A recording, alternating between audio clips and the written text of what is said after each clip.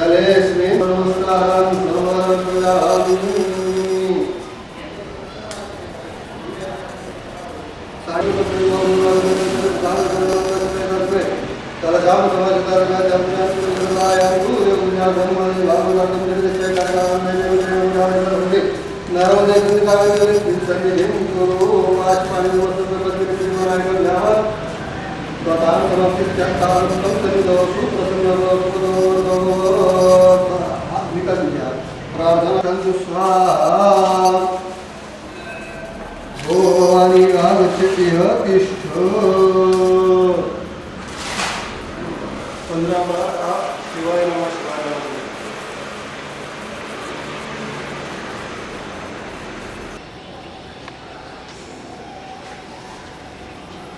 देवीची मिळालेली वेळी त्या देवीला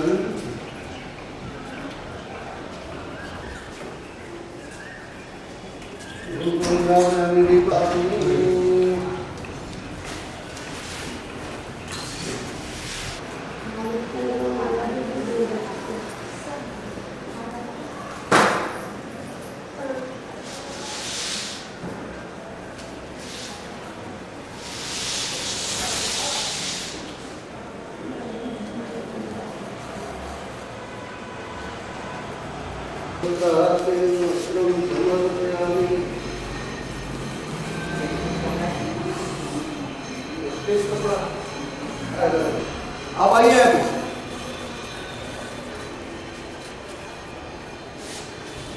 प्रस्थापनार्थं करिष्ये ओम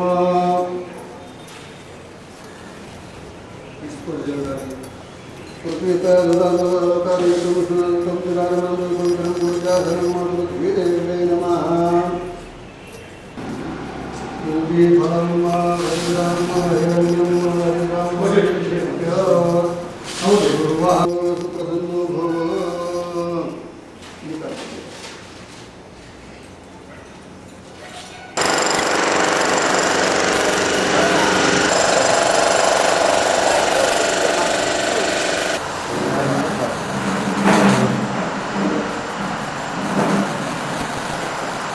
और एक मेरे को हाथ बाहर लगाएंगे ना तो हमारा जो स्टूडेंट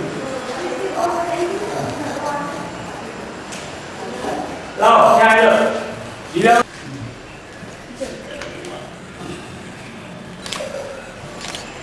बस ओम ऐं ह्रीं क्लीं चामुण्डायै विद्महे ओम ऐं ह्रीं क्लीं चामुण्डायै विद्महे ओम ऐं ह्रीं क्लीं चामुण्डायै विद्महे जीरा नहीं धीरे से ओम ऐं ह्रीं चामुण्डायै विद्महे ओम ऐं ह्रीं चामुण्डायै विद्महे मोटा ठकना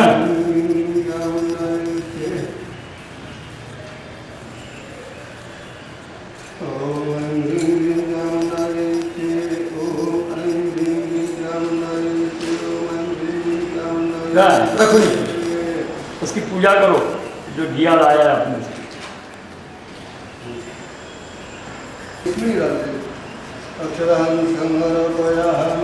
मेरा से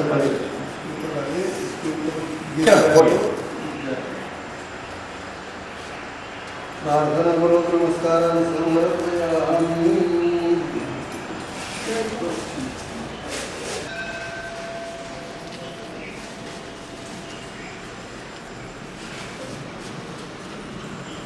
समर्पयामि ओम मादैशं सुचारं धुरं सममाविशं भवं शंभोरं ¿No era por ahí?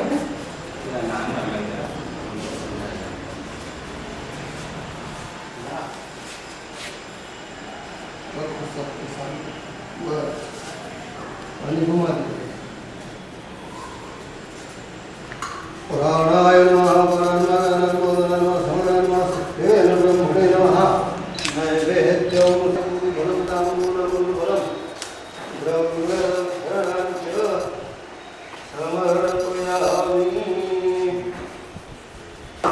ॐ हरिभागवते प्रसादमुदा गुरुगुरुहरिनामानन्दमणिरेगा गुरुदेवस्य आरति श्रीनिवासा हरिहर ब्रह्मपूर्ण सर्वविश्व सृष्टिपूर्ण तत्त्वसत्यानां भगवान्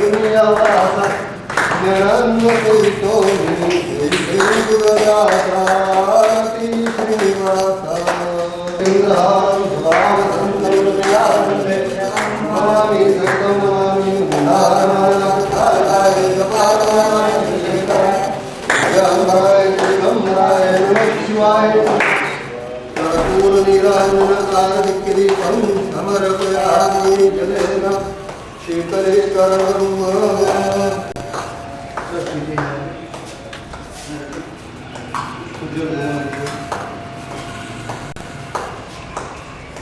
जलेन शीतलिंग असा लावला हा ही देवी दिसेल असा चला आरती करू योगे योगे भाई स्वामी अनामदेव कैकलनासा हरि हरि हरि पर्यवाता जय देवी जय महिषासुर सर्वेश्वर देदार संजीवनी जय त्रिभुवन भोरी बाजा तुझाईचे नाही चारिष्टमले बोली काही वाद भरता पडलो प्रवाही ते तू भरता आली ते तुझा जय देवी जय महिषासुर दैत्यासुरवनी सर्वेश्वर देदार प्रसन्न प्रसन्न होशी नितदासा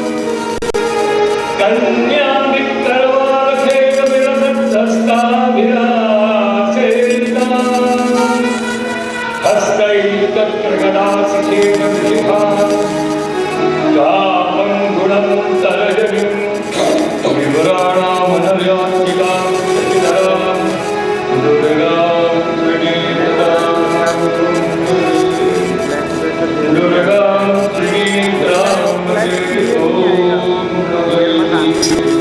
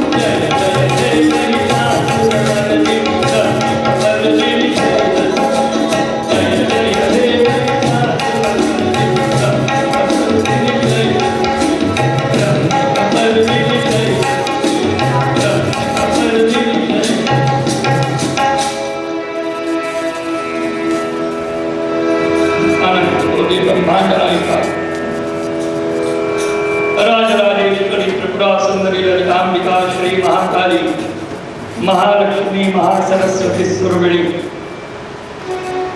जगदम्बा श्री अम्बा माता श्री एकवीरा माता गुरुकुल परंपराद्याधीश्वर श्रीमद परमहंस परिव्राजकाचार्य श्री दत्तात्रेय रूप श्री जनार्दन स्वामी महाशरणां सहितं मम आचार्य श्री श्रीनिवास स्वामी महाराज स्वरूपिणी तथा समस्त जगदम्बा भक्त मंडल सहित अद्य प्रभु दिने श्रीमद्देवी भागवत ग्रंथ से आरंभेन अत्र प्रारंभिक दिने श्रीमद् भागवत महात्म्यं वर्णितम्।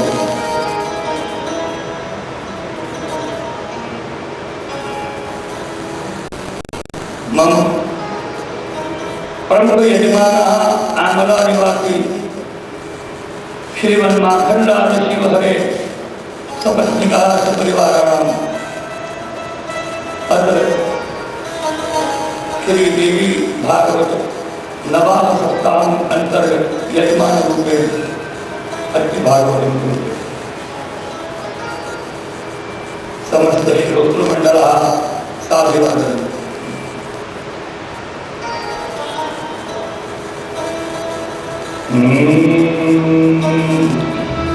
सृष्टौयां सर्वरूपा जगदवनविधौ पालनीया चरोदरी संहारे काव्यस्या जगदिदमखिलं क्रीडनं या पराख्य पश्यन्ति मध्यमातो करण भगवती वैखरी वर्णरूपा सा स्मृत्वाच प्रसन्ना हरिगिरीशा राधिकानं करोतु।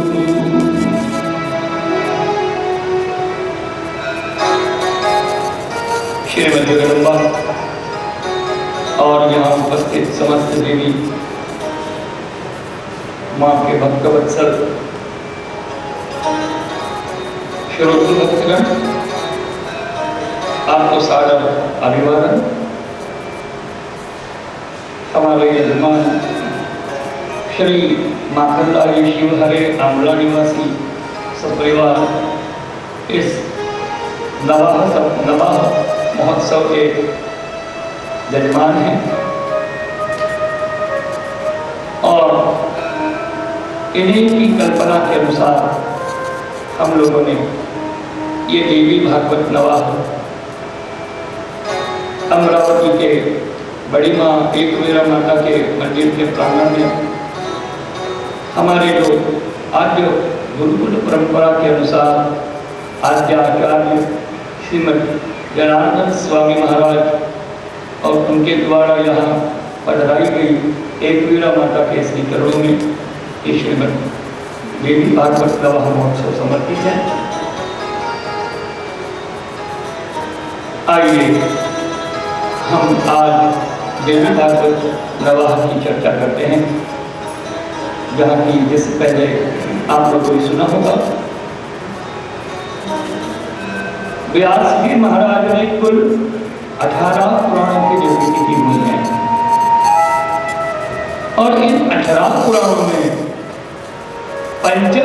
पंचम पुराण के रूप में श्रीमद् भागवत का नाम आता है, क्योंकि भागवत की 5वां पुराण माना गया है। 18 पुराणों में श्रीमद् भागवत को 5वां पुराण माना गया है और श्रीमद् भागवत के 12वें स्कंद के अनुसार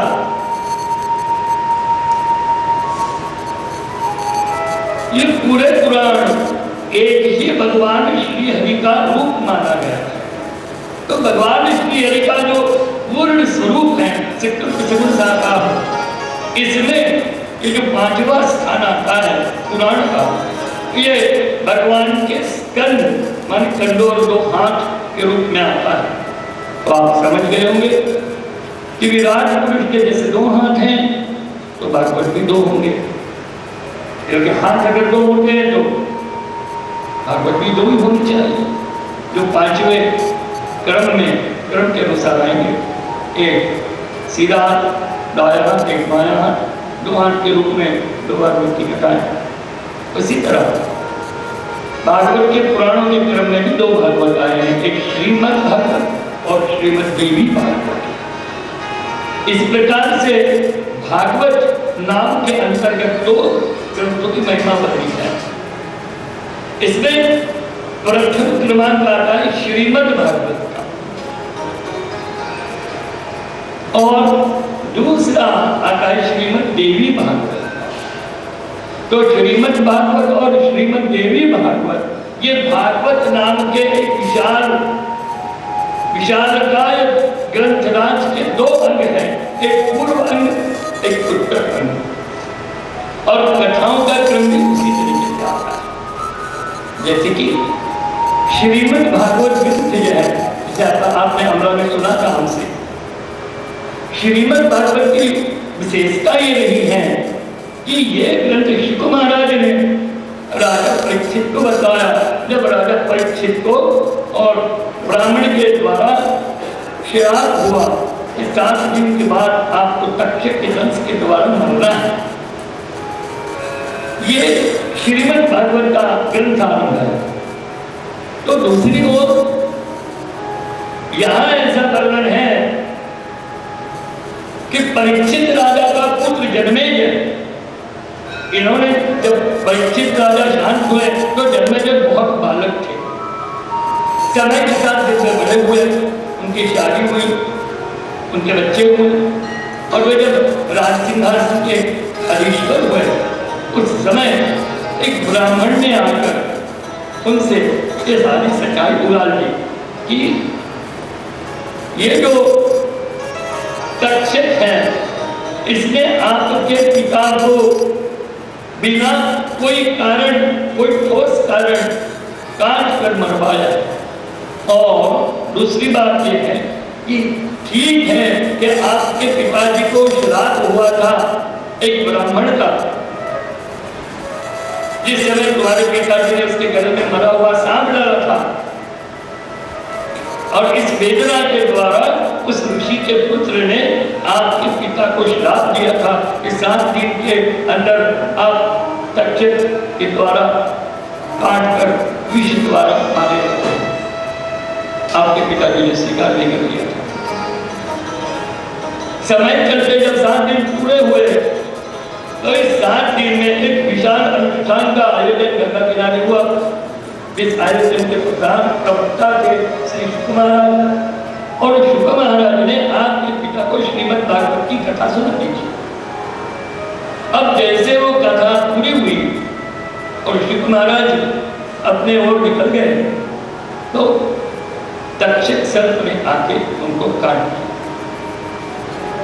परंतु उसमें एक बात है, और बात यह है कि जैसे तक्षक काटने को चला था तो उसके साथ ही उसकी मुलाकात एक कश्यप नामक ब्राह्मण से हुई थी, और ये ब्राह्मण भी परीक्षित महाराज को तक्ष के विष के भय से बचाने के लिए चला था, क्योंकि ये तक्षक ब्राह्मण विष चिकित्सक था और वो भी ऐसे चला था जैसे तक्षक काटने को चला था। आधे रास्ते में दोनों की मुलाकात हो गई। परिचय के बाद किस कारणवश आप दोनों एक साथ चल रहे हैं, एक को आदान प्रदान करते हुए बताया, और इसी के साथ जब तक्षक सर्प को ये पता चला कि मैं अगर परीक्षित महाराज को काटूंगा तो खून के द्वारा जो वो जहर के द्वारा जैसे वो मर जाएंगे, तो ये जो व्यक्ति मेरे साथ चल रहा है कश्यप ब्राह्मण, ये अपनी विष चिकित्सा के द्वारा उनके सारे जहर को खींच लेंगे और उन्हें फिर जिंदा कर देंगे। हो जाएगा, निरागी हो जाएगा। जब तक्षक सर्प ने अपने गुप्तकार के द्वारा उस बरगद के पेड़ को जला दिया, कुछ क्षणों के बाद उस उस कश्यप ब्राह्मण ने अपने मंत्र विद्या के बलबूते पर और जैसे मंत्र का अभिमंत्री जल छिड़क दिया, वैसे छिड़कते ही वो बरगद का पेड़ जो राख का ढेर बन चुका था, जल गया था, वो तुरंत ही सजीव होके फिर लहराने लगा, हरा भरा हो गया। ये देखते ही ये जो तक्षक सिर्फ था डर गया कि भाई मैं काट दूं, अगर ये परीक्षित राजा को जिंदा करने को मेरी तो कहीं इज्जत ही नहीं रही, फिर मेरे जहर से तो कोई डरेगा ही नहीं। इसका मतलब है कि ये जो चल रहा है मेरे साथ, इसे घुमा देना चाहिए, इसे पीछे कर देना चाहिए। क्या करें? पूछा, हे ब्राह्मण देवता, तुम परीक्षित चिकित्सा करने चल रहे हो हमारे साथ, बताइए आपकी क्या अपेक्षा है परीक्षित महाराज से? कि परीक्षित महाराज आपको जब आप उनको जिंदा कर दोगे तो आपको क्या देंगे? कि मेरा सत्कार करेंगे, मुझे बिल्कुल धन देंगे, सम्राट है, पृथ्वी पर जी। तो इसने कहा कि आपके दिमाग में जो कल्पना है धन पाने की, आपके दिमाग में लालसा तो है, जितनी भी होगी उससे 1000 गुना अधिक मैं आपको दूंगा। आपने सिर्फ कल्पना करना कि आपको इस चिकित्सा के द्वारा परीक्षित महाराज को जिंदा करने के बाद जितना भी धनराशि धन मिलेगा उससे 1000 गुना अधिक। और कश्यप ब्राह्मण ने उनकी विनती को स्वीकार कर लिया और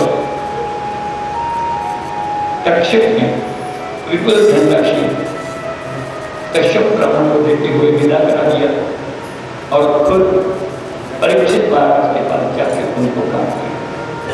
परीक्षित महाराज से मर गए।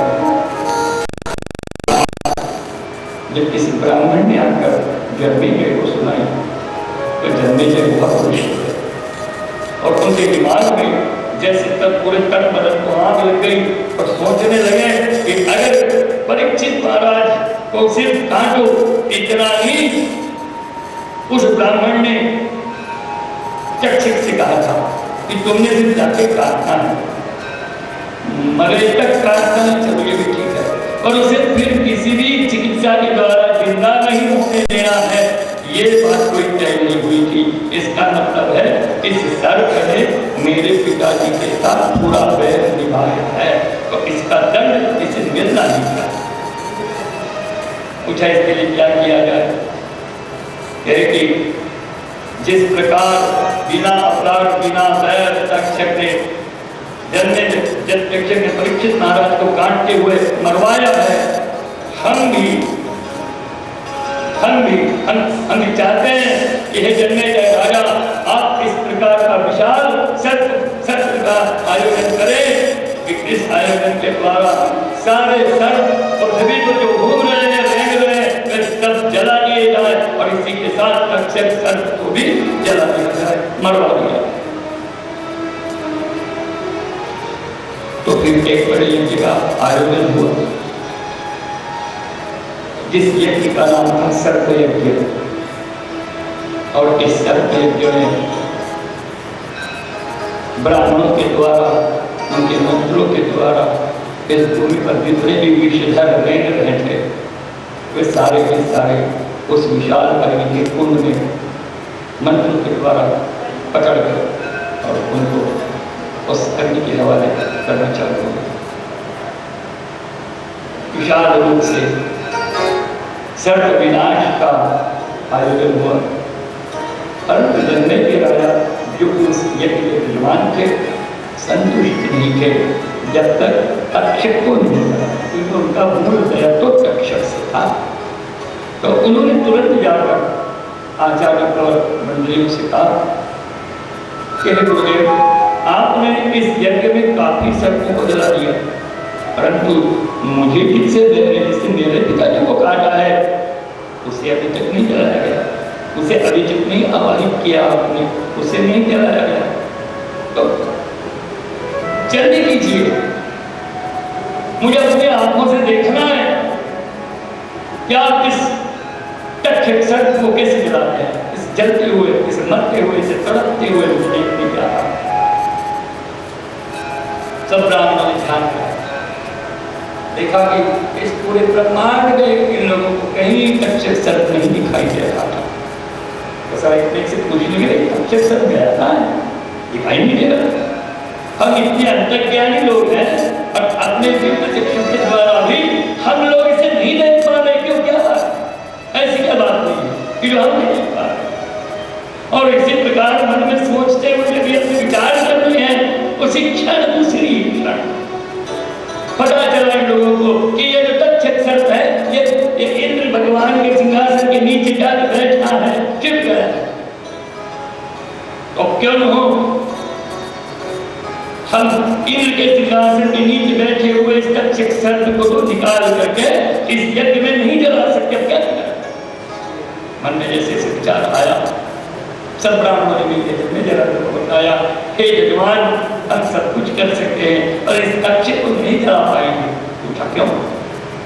बात ये हुई है कि ये तक्षक सर्प जो है ये इंद्र महाराज के सिंहासन के नीचे जाके छिप गया है, बैठ गया और इसे हम निकाल नहीं पाएंगे क्योंकि इंद्र भगवान इस मत्स्य देवताओं के राजा है, इसके सिंहासन को उठा नहीं सकते और किसी भी मंत्र के द्वारा ये संभव नहीं होगा। अब क्या किया? जन्मेजय ने कहा इंद्राय सह तक्षकाय स्वाहा, इंद्र के समय तक्षक को इस हवन कुंड में जला दिया जाए। सब ऋषिवर आश्चर्यचकित हो गए कि ये क्या बात हुई, क्या ऐसे संभव से किया जा सकता? बोले हाँ हाँ हम यजमान हैं, हम कह रहे हैं आचार्य इसी प्रकार का आयोजन हो कि इंद्र के समय तक्षक उसके सिंहासन के साथ इस यज्ञ कुंड में जलाया जाए। ठीक है, कोई बात नहीं, अगर ऐसा है तो ठीक है। और ब्राह्मणों ने ऐसा कह दिया, इंद्राय सह तक्षकाय स्वाहा। और तक्षक के ऊपर सिंहासन, सिंहासन के ऊपर इंद्र और दौड़ आने लगे यज्ञ कुंड में विसर्जित होने के लिए। तो इंद्र जोर जोर से चिल्लाए, हे ब्रह्मदेव मुझे बचाओ, हे भगवान शंकर मुझे बचाओ, हे भगवान विष्णु मुझे बचाओ, मैं आपका भाई हूँ, अपने भाई की रक्षा करो। क्योंकि ये दोनों भाई है, भगवान विष्णु और इंद्र। भाई अदिति के पुत्र है, अदिति के 12 पुत्र हैं, इस पुत्र में इंद्र भी अदिति का पुत्र है और भगवान विक्रम वामन भगवान विष्णु ये भी अदिति के ही पुत्र है। तो विष्णु और इंद्र दोनों रिश्ते से भाई भाई हो जाते हैं। तो फिर अपने बड़े भैया जो छोटे भैया को पुकार रहे कि भगवान आओ मुझे बचाओ, मुझे बचाओ, मुझे बचाओ। तो उसी क्षण भगवान नारायण रुकवा दिया। जन्मेजय से हाथ जोड़ के कहते हैं, हे जन्मेजय ऐसा ना करो, यहाँ किसी में ठीक है आपके पिताजी का शिक्षक में इस बीच जब बिना किसी अपराध के काट के इसको मरवाया है, ये सत्य भी है, हम भी इस बात को जानते हैं। और इसमें इंद्र तो दोषी नहीं था, और समय के साथ तक्षक इंद्र का दोष बना। तो मैं समझता हूँ कि पाप में सांठगांठ करने वाला, पाप ना करते हुए भी पापी के साथ सांठगांठ करने वाला भी उतना ही दोषी होता है। एक दारू पीने वाले के साथ अगर कोई दोस्ताना करता है तो उस दोस्ताने का वजन कितना होता है पता है? दारू पीने वाला दारू पीकर जो पाप करता है उसके साथ रहने वाला उसका दोस्त भी उतना ही अपराधी होता है। यद्यपि वो दारू नहीं पीता हो तो भी उसे उतने ही बराबरी का दंड कर देना चाहिए, ऐसे शास्त्र का वचन है। तत्संगत्वा ऐसे शास्त्र कहते हैं कि 4 प्रधान पाप हैं और इन 4 प्रधान पापों के साथ जो संग करता है, जो दोस्ती करता है, वो भी उतना ही पापी कहलाता है। इस प्रकार 5 महापाप कहे गए हैं। 5 महापाप केवल सत्कर्म के साथ इस 5 महापापों से जीव मुक्ति पा सकता है। अब क्योंकि ये दोनों भी आपके अपराधी हैं, जन्मेजय राजा हम मानते हैं, फिर भी ये भगवान नारायण को शरण आए हैं और आप तो नारायण भक्त होना, भगवान श्री कृष्ण के भक्त होना और क्षमा तो वैष्णवों का धर्म होता है। तो आप क्यों नहीं लोग क्षमा कर देते? क्योंकि बैर से बैर बढ़ता है, पाप से पाप कभी घटता नहीं है, बढ़ता है। पाप तो क्षमा से कम होगा, संतोष से कम होगा। चाहिए हमें कि हम उन्हें क्षमा करें। आप तो विशाल हो गए, वैष्णव हो, हे राजा करके जाए, आप इनको क्षमा कर दो। और ऐसा ही कहने के लिए जलत्कारों के पुत्र आस्तिक महामुनि भी वहां करके पहुंच गए, जो सड़कों के भांजे के रूप में है। वसुदेव की बहन जलत्कारु, इसके पुत्र आस्तिक मुनि, ये भी वहीं जाकर आकर पहुंच गए हैं। उसी तरह जात सारा भी वहां तक पहुंच गए। सबने भी के जन्मेजय को प्रार्थना करी, तो जन्मेजय ने इन सबका सम्मान रखते हुए और सर्व आयोजन को विस्तरित कर दिया, पूर्ण कर दिया। सबको संतोष हुआ। और जन्मेजय के मन में जो वेदना है, जो पीड़ा है, वो तो वैसी की वैसी है। क्या पीड़ा है कि मेरे पिताजी को सांप के काटने से मृत्यु आ गई।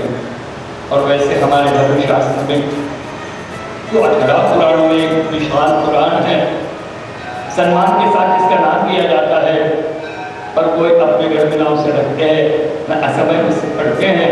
उस पुराण का नाम है गरुड़ पुराण। जब गरुड़ पुराण जब इसकी मौत हो जाती है तो 10 दिनों में पढ़ने का विधान है। वास्तव में ये सच नहीं है। कहीं गरुड़ पुराण ने ये नहीं कहा कि ऐसा ही हो। गरुड़ पुराण के अंदर एक जो आखिरी कल्प है, जिसे कहते हैं प्रेत कल्प, जिसके कुल 17-18 अध्याय हैं, बस उसे ही मौत के समय 10 दिनों में पढ़ा जाता है। बाकी तो पुराण वैष्णव परक है, बड़े ज्ञान का पुराण है।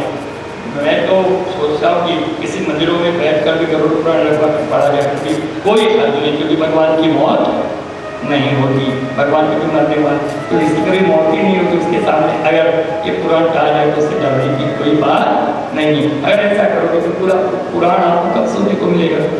कोई डर के मारे उसका आयोजन ही नहीं करेगा, फिर तो नष्ट हो जाएगा, है ना? तो गरुड़ पुराण में कुल 23 प्रकार के दुर्मरण बताए गए हैं। गलत मौत, जिसका परिणाम जीव के भविष्य पर गिरता है और वो जीव उत्क्रांत नहीं हो पाता। अगर किसी की मौत बिगड़ जाए तो उसका अगला आने वाला जन्म भी बिगड़ जाता है। इस जन्म में हम जो कुछ भी करते हैं, इन सारे कर्मों के साथ हमें अगले जन्म को पाना है। ये बात सही है। अगर इस जन्म में हमारे कर्म शुभ रहे तो अगले, इसका मतलब है अगला भी जन्म हमारा शुभ ही होगा। इस जन्म में हम जो कर्म करते हैं, जो भी कर्म हम लोग करते हैं, ये अगले जन्म की तैयारी है। और हम जो कुछ भी सुख दुख पा रहे हैं, जिस कर्म फल को हम भोग रहे हैं, कि जिसके भोग का हमें कोई कारण पता नहीं, बिना अता पता हमें दुख मिलता है। कोई दुख के लिए कोई कर्म, विशेष कर्म करता है क्या? नहीं करता। फिर भी बिना दुख के लिए कोई कर्म किए भी हम सब जीवों को नित्य नित्य नित्य दुख की प्राप्ति होती है, क्योंकि हम नहीं चाहते कि हमें दुख मिले, फिर भी मिलता। हम सुख के लिए प्रयत्न करते हैं, सुख की आशा करते हैं, सुख पाना चाहते हैं, सुख प्राप्त करना चाहते हैं। इसके अलावा भी हमें सुख नहीं मिलता। हम जो चीज हम चाहते हैं, मांगते हैं, वो चीज अभी नहीं मिलती। और जिस चीज की हमने कभी कामना तक नहीं की, अपेक्षा तक नहीं की, वो चीज हमारे सामने तुरंत आकर के खड़ी हो जाती है। सुखस्य दुःखस्य कोकिलाता परोगदाति इति बुद्धि। हमारे प्राचीनतम कर्म, गए जन्म में हमने जो कर्म किए थे, उसके परिणाम के रूप में इस जन्म में हमें सुख और दुख के रूप में उस कर्म को भोगना पड़ रहा है। अब इस जन्म में हम जो कर्म करेंगे उसे हमें अगले जन्म में भोगना है। तो इस समय हम जो भी कर्म कर रहे हैं, वो अगले जन्म के सुख दुख की तैयारियां हैं। यही कारण है कि जो मनुष्य देह हमें प्राप्त हुआ है, इसका हमें हर समय हर संभव सत्कर्म के साथ इस जीवन के हर पल हर क्षण का उपयोग करना है। अगर नहीं किया जाए तो पता है क्या होगा? अगले जन्म में ब्याज समेत दुख के रूप में इन सारे कर्म को हमें चुकाना पड़ेगा। समझ में आई बात? इसीलिए बात यह है, जन्मेजय का यज्ञ हो गया। जन्मेजय कहता है, यज्ञ मैंने जिस कारणवश किया उसे समझो। हे महानुभाव, व्यास, नारद, भगवान नारायण, बड़े बड़े व्यक्ति वहां मौजूद है। इनके सामने जन्मेजय ने हाथ जोड़ के कहा, मैं कितना दुखी हूँ, मैंने इतना सर्वयाग कर दिया और मुझे कहीं संतोष की प्राप्ति नहीं है। क्यों? क्योंकि मैं जिस अपराधी को उसके अपराध के लिए दंड देना चाहता हूँ, वो तक्षक सर्प अभी तक जिंदा है और उसे किसी प्रकार का कोई दंड किसी ने नहीं दिया। और दूसरी बात, ये सर्प के काटने से मेरे पिता राजा परीक्षित महाराज की जो दुर्मरण मृत्यु हो गई, इसके कारण वे अभी तक मोक्ष को प्राप्त नहीं हुए हैं, दुर्गति को प्राप्त हुए हैं। कोई पुत्र के रूप में क्या मेरा कर्तव्य नहीं है कि अपने माँ बाप को उत्तम गति की प्राप्ति कराऊं? पुण्यम नरकम राते की पुत्र उसका नाम बनता है जो नरक में जाते समय, नरक के अंतर्गत जमराज की तरफ जाते हुए एक नदी का नाम है जो पुत्र के पुण्य के द्वारा ही लाभ करते हैं, पार कर सकते हैं। अब क्या किया? अब तो समय के साथ तो बड़ी मुश्किल हो गई। उसी क्षण वेद व्यास सामने आ गए, कहते हैं कि हे जन्मेजय, तू डरे मत, मैं हूं, मैं तेरी नैया पार लगा दूंगा, तेरी समस्याओं से तुझे पार करा दूंगा। तेरे पिता की जो मृत्यु हुई है, इस दुख के कारण तू बेचैन है ना, और एक पुत्र के धर्म को निभाना भी चाहता है और अपने माता पिता को मोक्ष और उत्तम गति भी प्राप्त करवाना चाहता है ना। ठीक है, मेरी जिम्मेवारी है, चल इस सर्वशक्ति आयोजन को त्याग दे पहले। तो जब मैं जब उसका त्याग कर दिया, निवृत्त हो गए। ब्राह्मणों को जो भी दक्षिणा वगैरह देनी थी दे दी गई। जब पूरा हुआ, वही पूर्णाहुति हो गई व्यक्ति की, और उसी के साथ जन्मेजय महाराज दुखी तो थे, इतना बड़ा यज्ञ किया और सुखी तो नहीं थे और ना ही हुए। अब क्या किया जाए? उतने में वहां व्यास महाराज आकर खड़े हो गए, से हाथ जोड़ के, बेटा जन्मेजय, बच्चा शांत हो जाए, अब मैं तुझे बताता हूँ, इस बात को तो सुन। बात यह है कि तू अगर अपने पिता को सदगति देना चाहता है, माँ बाप को अगर सदगति देना चाहता है, अपने पुत्र धर्म के कर्तव्य को निभाना चाहता है, तो आप मेरे पास बैठ और मैं जो तुझे कुछ बातें बतलाता हूँ, उस बात को आरंभ बड़े ध्यान के साथ सुन। कौन सी बात है वो? पहली बात, बेटा, जिसे अपने कुल का उद्धार करना हो, जिस भी व्यक्ति को अपने माँ बाप को मोक्ष देना हो, जो माँ अपने पुत्र का कल्याण चाहती हो, जो पुत्र अपने माँ बाप का कल्याण चाहता हो, और जो माँ बाप या जो माँ अपने पुत्र का कल्याण चाहती है, या जिस भी व्यक्ति को अपना खुद का आत्मकल्याण करने की इच्छा हो, अपने 42 पीढ़ियों के उद्धार की जिसके मन में इच्छा हो, और उन्हीं के लिए एक अनुष्ठान में बतलाता हूँ। उस अनुष्ठान का नाम है कि वे सबसे पहले माँ के भवन का निर्माण करें। अम्बा माँ के भवन का प्रथम निर्माण हो।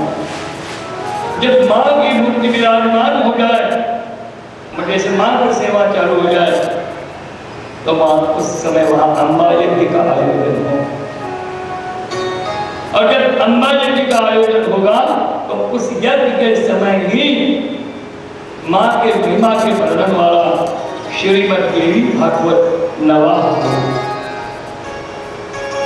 और जब उस नवाह का हम श्रवण करेंगे, बड़े शांति के साथ, प्रेम के साथ, एकाग्रता के साथ और भक्ति के साथ, जब उस देवी नवाह को, उस माँ के पूरे चरित्र को, माँ की पूरी शक्ति को जिस समय हम श्रवण करेंगे ना, तो